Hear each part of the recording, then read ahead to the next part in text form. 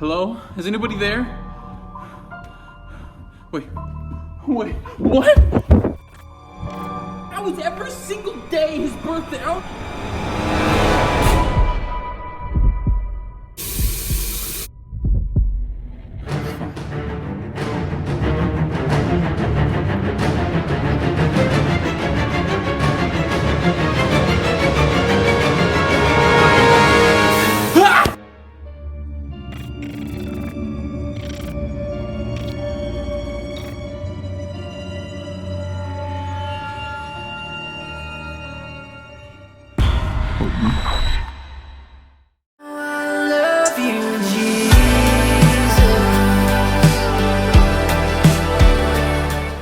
Hey guys, we're not going to take any phone calls anymore.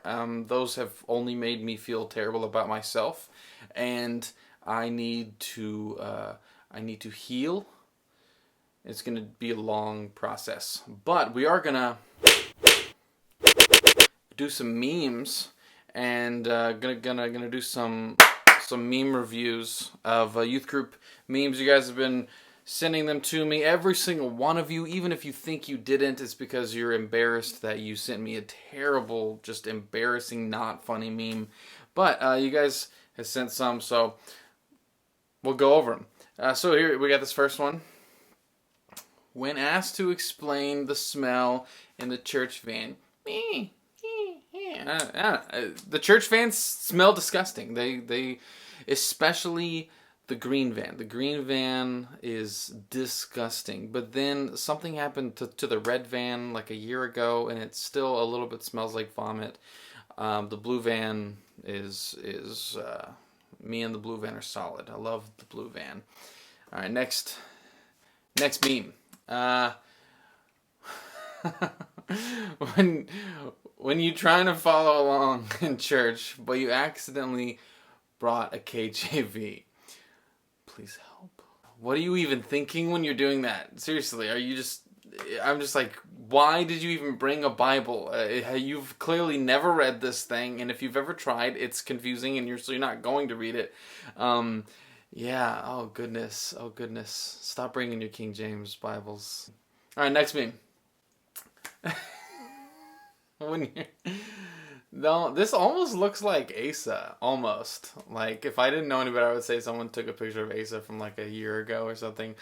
When you're trying to show off to youth group girls, I mean, honestly, how else are you going to show them your muscles? How else are you going to show them that, not only are you eager to be a servant, but you can serve better than most, because that's 6 chairs. For the 6, I think I've seen some of you guys do even more than that. So yeah, that's a good way to show off to the youth group girls. Girls, don't be fooled. Don't be fooled. It's just a metal chair. You could probably do the same. Okay. All right. Next meme. Oh, okay. Yes. Yeah. Leader of another youth group. Hey, why don't we have a joint retreat with you guys? Yeah, how about never? Or how about I just spend every effort I have to make sure that none of my youth know that you exist and know that your youth group exists, because if we do a retreat, they're just gonna know how lame I am, and they'll just leave and go to you. Maybe that's not so bad. No, honestly, you guys we'll do a joint retreat, and you guys will realize how lucky you are to have me. So honestly, it's actually good. All right, next meme. When you're over 25 but still attend youth group, how do you do, fellow kids? That'll be me. I guess in 10 years I'll be over 25. That's crazy. But shout out to Chad. He's finally he's 27 now. So shout out to Chad. He's been in youth group forever. So how do you do, fellow Chad? All right, last meme. Thanks for support. This isn't really a meme. This is just a comic. But thanks for supporting youth group. And they're selling. This is a great idea, honestly. Get, the youth group steals everyone's hubcaps during service, and when they come out, they can buy their hubcaps back. But it's going toward towards a good cause. And honestly, we should probably start doing this. I'm not telling you to do it, but I'm saying it would really help me get out of. I have a lot of legal lawsuits that I'm dealing with these guys. I mean, still go buy their stuff, but they are suing me so much, and I really, honestly, I don't have a job anymore. I'm just, they just don't know that that I have a closet here, so I've just been, you know, chilling in my closet during the work day and just trying to be as quiet as possible. And then I film videos at night, so there's no one down here. But yes, so if we could just let's do that. Let's do some fundraising. Oh man, okay. Hey, make sure you submit your youth memes before next week. Okay. All right, guys. We are in the book of John. I'm excited about today. Today's an awesome story. It's a story we're all very familiar with, but I think there's a lot in it for us, and it shouldn't be too long. I know you have terrible attention spans, but let's read John. So open up to John chapter 2.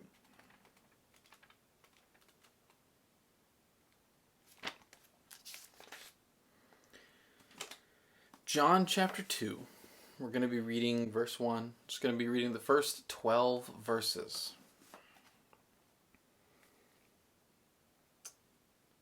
On the third day, there was a wedding celebration in the village of Cana in Galilee. Jesus' mother was there, and Jesus and his disciples were also invited to the celebration. The wine supply ran out during the festivities, so Jesus' mother told him, "They have no more wine." "Woman, that's not our problem," Jesus replied. "My time has not yet come." But his mother told the servants, "Do whatever he tells you."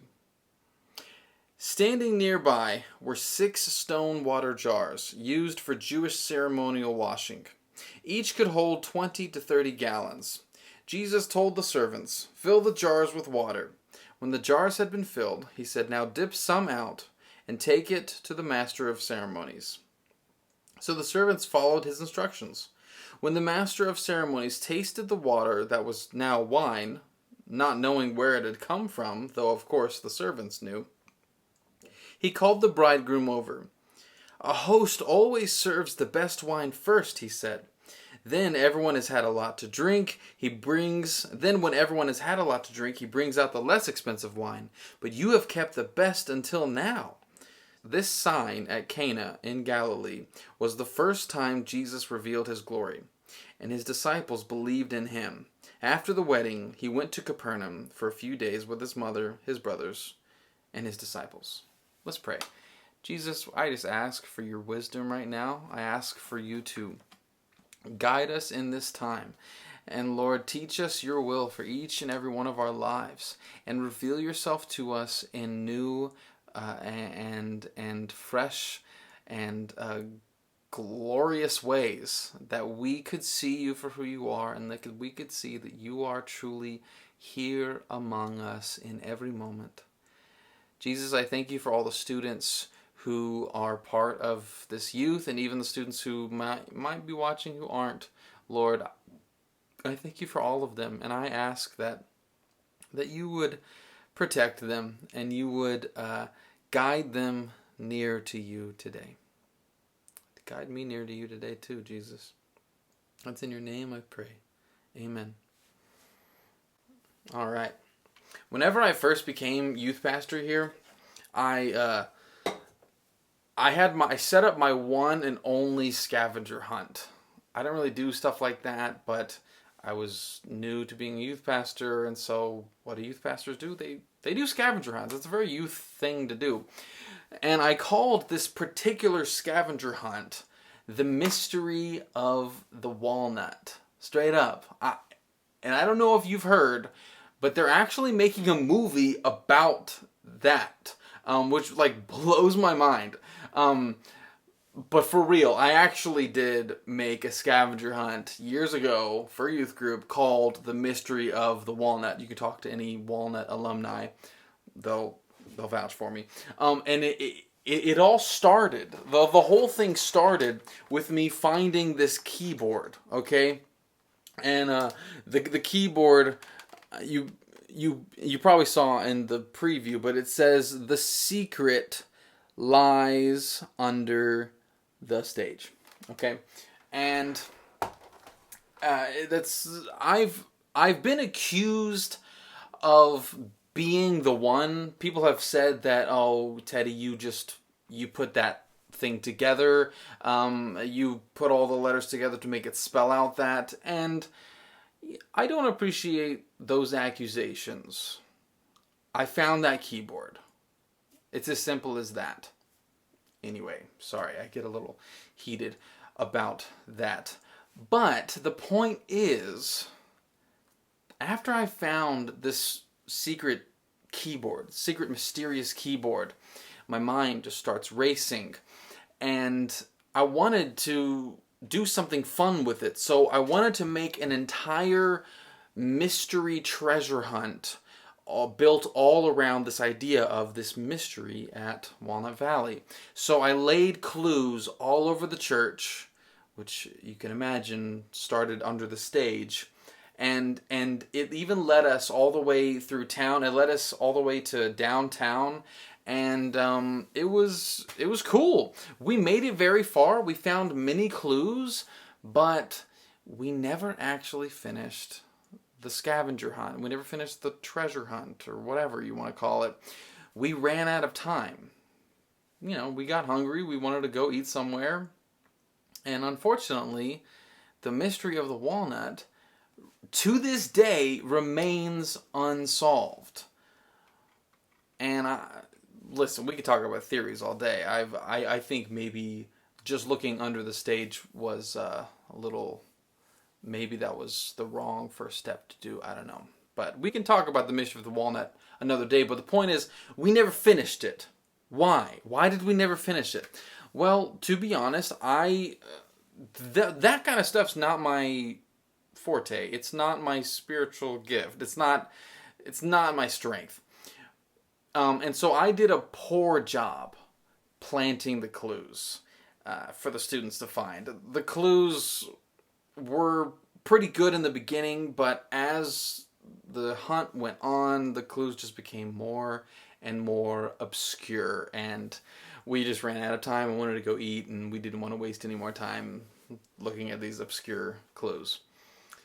Okay, so now let's think about John. And this time we're not talking about John the Baptist. We've talked about him for a couple weeks now. We're not talking about JTB anymore. Okay, now let's think about John, the disciple, the one who wrote the Gospel of John. Okay? The Gospel of John, it's a lot like a planned treasure hunt. Except John has laid out his clues, which with much more care and far more thought than I did with the mystery of the walnut. The Gospel of John, instead of calling them clues, he calls them signs. Throughout the book of John, he's going to be showing us 7 major signs. And this is huge to understand this gospel. In this chapter, it's easy for us to identify the sign, because John spells it out for us very clearly in verse 11, where it says this. Well, the NLT adds the word miraculous. They say this miraculous sign, good intentions, because it helps the reader kind of understand what's happening. But miraculous isn't in the language, and I would say the word miraculous is misleading to what John is trying to show us. So in verse 11 it says, this sign, which that's what the Greek is saying, this sign at Cana in Galilee was the first time Jesus revealed his glory. Okay, in other words, this was the first sign of Jesus. All right. So John makes it very easy for us. Hey, here's your first sign. Okay, this is the first sign of Jesus. Thank you, John. Thank you so much. And then in chapter 4, couple chapters later, chapter 4, verse 54, we see another story. And in this story, Jesus heals the son of a Roman official. And then at the end of that, John says, this was the second sign of Jesus. Again, John's holding our hand and kind of walking us through, hey, here's the first sign. Here's the second sign. He helps us out, but then after that, after the second sign, John lets go of our hands and he lets us figure it out on our own. Because at that point, John expects us to be able to recognize a sign when we see it. Okay? So what does a sign look like? Well, the first sign was turning water into wine. We would call that a miracle. Just something supernatural happening beyond the realm of physics or any explanation. It's nothing we can explain, so we just call it a miracle, right? That's all a miracle is. Can't explain it, miracle. But John does not call these things miracles, and that's important. They are signs. They're not just unexplainable things. They are signs. They're not just miracles. They're not miracles. Remember last week, at the end of chapter 1, when Jesus told Nathanael, Nathanael's very excited because Jesus said, hey, I saw you under the fig tree. And Nathanael's like, oh my goodness, you're the guy. And Jesus says, you're going to see greater things than this. Jesus tells Nathanael that he's going to see heaven open up and angels ascending and descending on Jesus. You remember that? That's what these signs are going to look like. These signs are going to be moments when you see that heaven has opened up and angels are falling down and flying up from exactly where Jesus is. It's not going to be an unexplainable miracle. They're going to be moments. Signs that show us a moment when heaven and earth are colliding. Okay, will it literally look like angels just flying up and down from Jesus? No. That is simply how Jesus chose to express this truth of him bringing heaven and earth together. And we talked about how that's a reference back to the story of Jacob and his dream of the ladder. In the Old Testament, the people of Israel, they believed that the temple was the place where heaven and earth met. It was God's presence. The actual presence of God was there on earth. So this was the place where heaven and earth met. Okay, and now it's happening fully and perfectly in Jesus Christ. Wherever he goes, heaven and earth are meeting. And we're seeing it in these signs. John is going to slowly guide us to each sign. And we must figure out for ourselves, what is this mystery? What is the mystery? It's not the mystery of the walnut, thank goodness. It's the mystery of Jesus. Who is he? John could just say it point blank. Many times people just want me to tell them point blank, what is this? What do you believe on this? Bam. I just need a simple answer. And John could just say it point blank. But he knows better than anyone that the journey of faith is far more valuable than just a simple true or false. He went through that journey of faith. He walked with Jesus. He saw the signs firsthand. And his eyes slowly were opened. And he wants to take us on that same journey to discover who Jesus is. So, we have the first sign in our story today. And it happens at a wedding. A typical Jewish wedding in the first century would consist of a procession bringing the bride to the groom's home, a wedding supper, and then a week, an entire week of festivities. They knew how to party. These days, we have a whole day of festivities, and then, the husband and wife go off and they have a week of being by themselves. I'm not going to lie. I like that. I'm not going to complain. But they know how to party. They would party for a whole week. That's pretty rock and roll. Jesus, his family, and all of his disciples were invited. So Jesus, he makes this lengthy trip from Judea to attend this wedding. And I think that's fascinating. I just love to think that Jesus got invited to a wedding on earth and went to it. He attended as just a regular guest. Many times the humanity of Jesus is often forgotten by us. But I'm reminded of it in this simple story of him just going to a wedding. How cool is that? And we all know the story, right? They run out of wine. Oh, snap. In that culture, the groom was responsible for all the wedding expenses. And so the fact that they're running out of wine, that's not good. That's socially bad. He would at least face public humiliation and shame for a long time to come if he was actually going to let the wine run out at a wedding. Maybe it doesn't sound like such a big deal here in the States in the 21st century, but hospitality was not just important in the ancient world. Hospitality was essential in the ancient world. And a wedding was just the pinnacle of a family showing all of their friends and loved ones hospitality. It was absolutely essential. So when the family runs out of wine for the wedding, Mary, Jesus' mom, she cares. And she goes running to the one guy that she knows can do something about it. Now, was she expecting him to turn water into wine? I honestly don't think so. I don't think anyone was expecting him to do that. I think Jesus has always just been a good son, and she knows she can rely on her eldest son. Who knows to what extent she expected him to do, but I'm positive that she was surprised and yet somehow not surprised because he always surprises her. This is all speculation. Anyway, Mary runs up to Jesus and she says, "They're out of wine."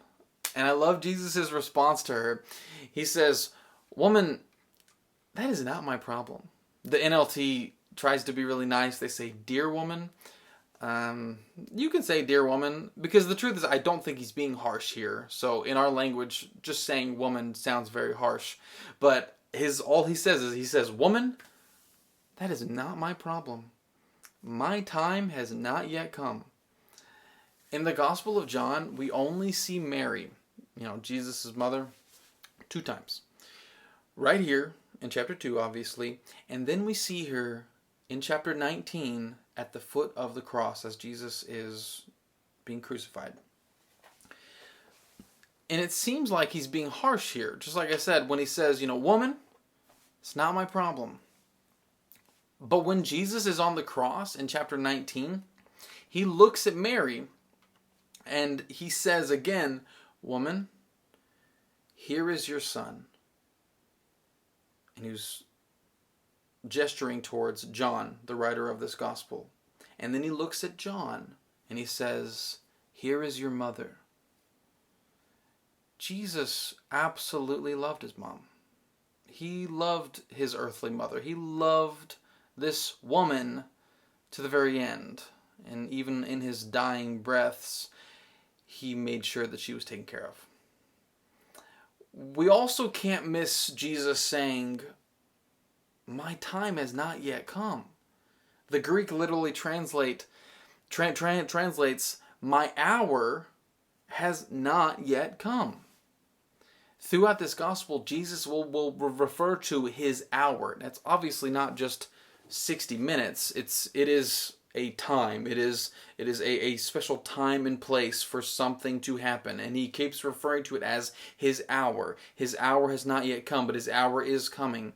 And here in chapter 2, Jesus is telling his mom, hey, my hour has not yet come.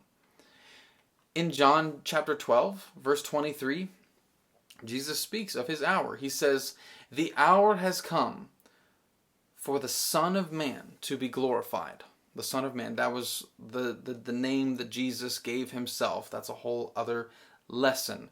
Read the book of Daniel. But he says, the hour has come for the Son of Man to be glorified. And that is when we begin to realize that the glorious hour that Jesus keeps referring to was going to be his death on a cross.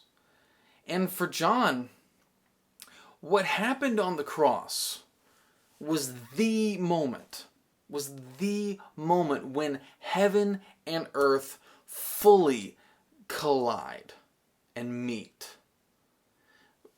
When we think of that, when we think of heaven and earth meeting, we think of fire raining down from heaven. We think it's going to be a huge crash of destruction.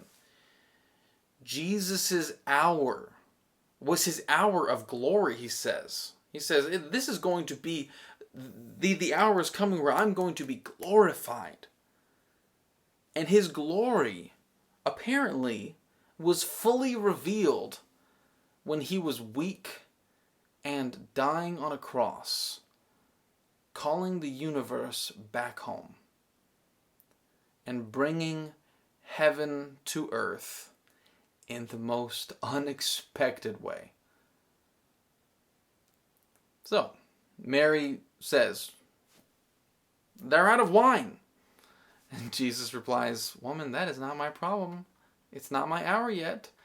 And I love what Mary says. She doesn't say anything back to Jesus. She just looks at the servants and she says, do whatever he tells you. I love that. Woman, that's not my problem. Do whatever he tells you. And so Jesus tells them, he tells these servants, all right, fill these jars up with water, dip some out, and bring the jars to the leader of the ceremony. You know the story. It was wine.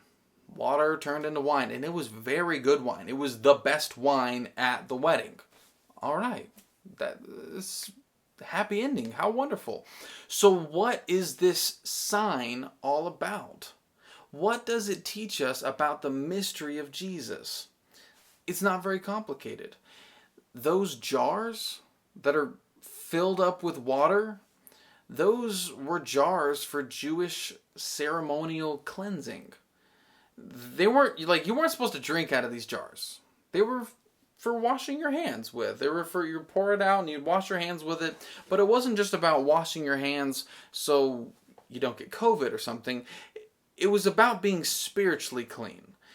They had this whole hand-washing ritual that they believed they had to do in order to be considered spiritually clean.